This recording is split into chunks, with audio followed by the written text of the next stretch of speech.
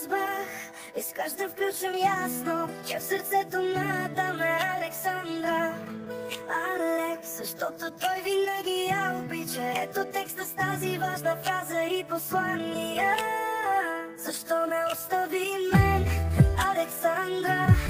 Алекс, всяка нощта да ме реже, ти си в ръцете на Лидия. Но някой ден се върнеш при Александра. Знай, тя няма да те приеме, защото аз съм тази, която боли и чака. Ти си в ръцете на Лидия.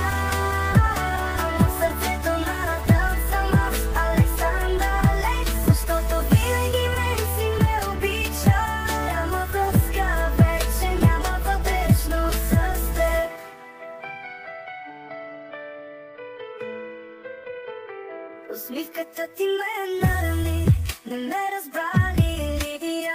Ти забрави, ти си сърцето на Адам. Но аз съм тук, не мога да те обичам вече. Искаш ли да го оформя с ми или да добавя още силни редове? Ти забрави, ти си сърцето на Адам. Но аз съм тук, не мога да те обичам вече. Искаш ли да го оформя с лесини или да добавя още силни редове? Ти забрави, ти си сърцето на Адам. Но аз съм тук, не мога да те обичам. Си в ръцете на Лидия. В сърцето на Адам съм аз, Александра. Алекс, защото винаги мен си ме обича.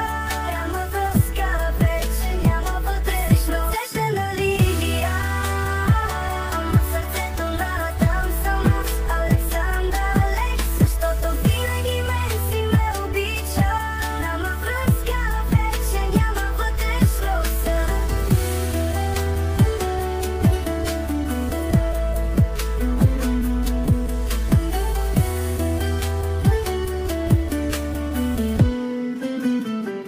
Няма връзка вече, няма вътрешно с теб.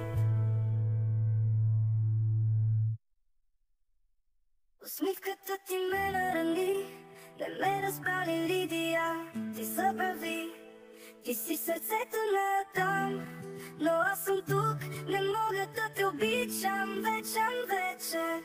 Искаш ли да го оформя с ми или да добавя още силни редове? Ти забрави, ти си сърцето на Адам. Но аз съм тук, не мога да те обичам вече. Искаш ли да го оформя с лесини или да добавя още силни редове? Ти забрави, ти си сърцето на Адам. Но аз съм тук, не мога да те обичам вече. Искаш ли да го оформя с сини или да добавя още силни редове?